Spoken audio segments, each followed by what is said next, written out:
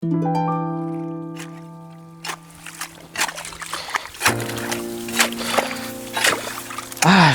คือว่าเฮ้ยเฮ็ดให้เฮ็ดนาเนี่ยก็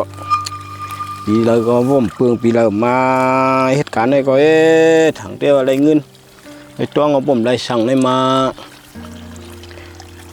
ดังกับบ้านเมืองเมืองเดียวในเฮก็ว่าน่าหาเงินในเมืองไทยมันเหี้ยตัวกิมเจหือละบ่นั้นหัวหน้าเงินก็มีเลยนะบ่นั้นก็หิมด้วยใจซ่านเขาแหละบ่มีก็กะตัวหันแสงมอนเขากะได้หังเขาไว้กินเริงอูวันนั้นก็เอามือกับเฮือนในมือเจียนจ้าด้วยเนี่ยวันนั้นว่ากับมือหิมด้วยเงินซ่านเลยก่อนแล้ววันนั้นก็มือ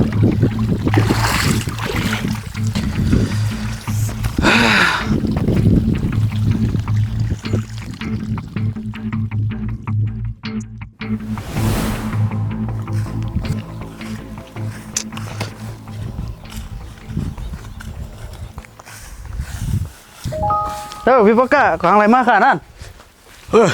เอามาดีมาตรงไหนอีกเนอะ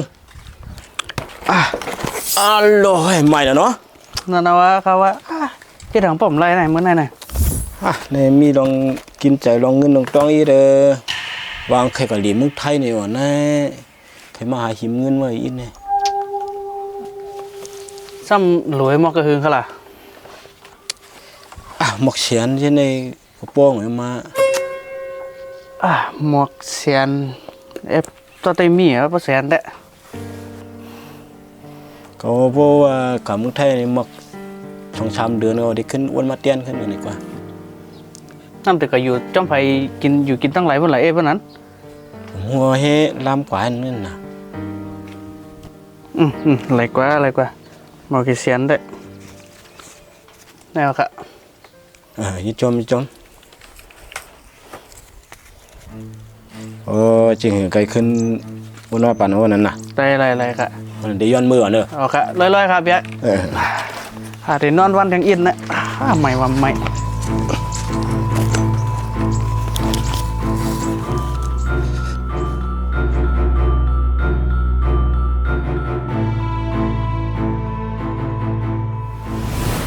นี่กามีอย่างน้ำเมื่อวานอะไรเงินนะไหนไปกะล้นก็กะคือละไปหู้แน่การลวดกับเมืองไทยในก็คือขนาดไหนเมืองไทยก็3,500ป่ะกับฮอตเมืองไทยมันเดียวค่ะฮอตเมืองไทยมันเยอะฮะไปเลยการไปงานวะเนาะไปเลยฮะฮะดังเลยครับอยู่ดังนานเนี่ยดังมาเลยฮะดังกันหน่อย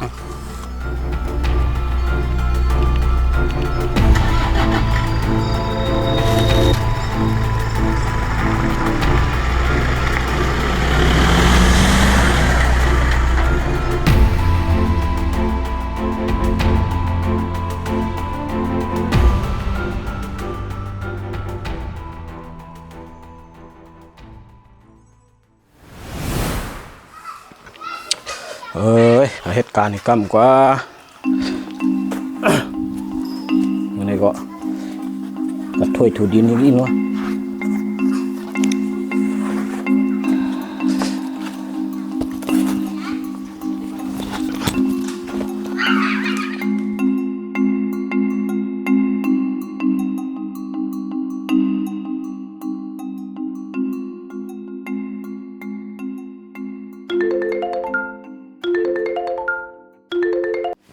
ฮัลโหลค่ะนายต้องใจพี่พ่อกาค่ะนายพี่พ่อกากับเหตุการณ์อันเงินที่หิมค่ามามือนั่นน่ะว่าที่เขามาเมืองไทยเปิดครบ 2-3 เดือนที่อ้วนปันค่าขึ้นวันนั่นน่ะมันเป็นไรขึ้นไหนนะคำไรกว่าเหตุการณ์ป้องเงินห้ากล่อมไปออกว่าเสียงเลือนในหั่งไก่อ้นปันแหลกค่ะนั่นไรเพราะนั้นก็ป้าเสียงเลือนอย่าไปลืมค่ะนะค่ะคำไรเหตุการณ์นั่นแหละค่ะเดนลาด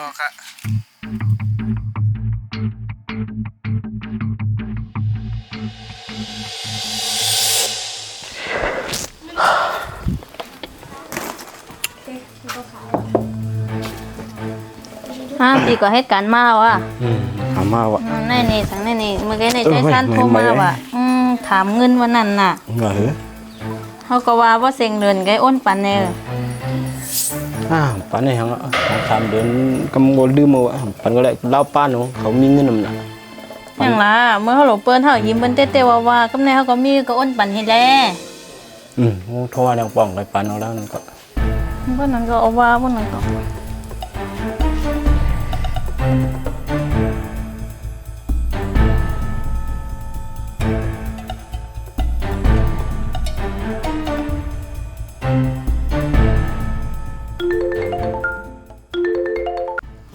ฮัลโหล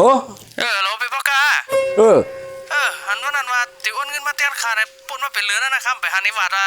ไอ้นี่ก็มือปีขีบอย่างบุญน่านะบ่มีแทง2-3เดือนหน่อยอ้วนมาไอ้นี่ก็เดือปืนเดือข้อน่ะเงินเชียนไว้กลุ่มไรอยู่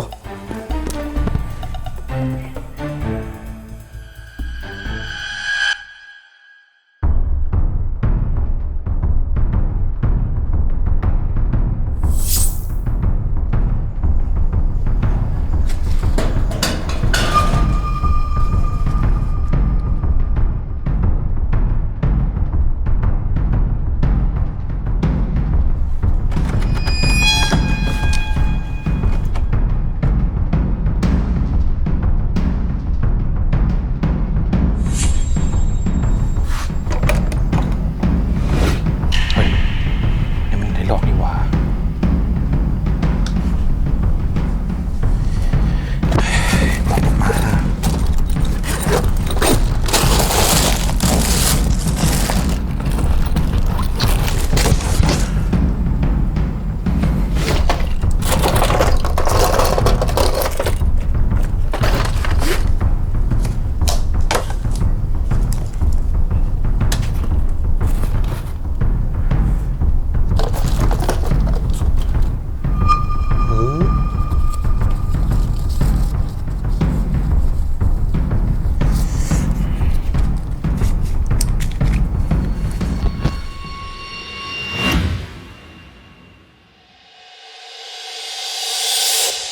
ก็ชื่อพังว่านะ ซื้อหมูปิ้งมาเลย5 อันว่าน่ะมันมีน้ำจิ้มปันให้เข้าหองป้อยอ่ะ ถึงขนาดนั้นก็แล้วบ่หลกกินน้ำ เงินนั้นกึดกะเหือนั่น โอ้โหมีเพื่อนนั่น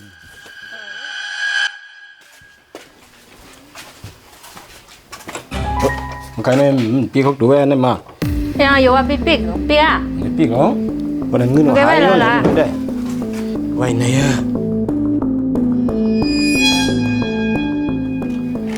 เงินก็หายที่หือ ไม่ดีเลยล่ะ ไว้ที่ไหนกูว่าเขาไว้ที่ไหนนะของออกกลางเลยก็พุ่มปักดูมลอกไว้แด ที่ไว้เงินกับแต่ไหนก็นั่นก็อยู่ฮู้มันไม่โวยนะลูก ไว้นั่นแต่เชียพักดูมลอกลมกว่าออกกันเลื่อนกับมึงใกล้ เราเมื่อเร็วเนี่ยแต่เอาเงินตีละแต้นิซ่าน่ะเมื่อเร็วเนี่ย จะเอาทีละปันละเอาเตี้ยนได้มั้ย แต่แต้น่ะเอาหายเอาก็เต้ว่าแต้ตั้งแต่เมื่อไรมันแต้วดตอบว่าแต้ก็เต้ว่าแต้ว่าแต้บนลูกมันเดี๋ยวตีเลยแต้ หาเตี้ยนได้มั้ย เพราะนั้นมาหาแต้ก็เร็วก็อยู่อ่ะก็จะออกกว่ากาคาทองกาเจ้าเฮือนบนไหนก็มีปานเอาเมื่ออยู่ก็เร็วใครอยู่ก็อยู่อ่ะก็กว่าก ว่าละไม่เคยกว่าก็กวางเร็วกว่าละอารมณ์เฉย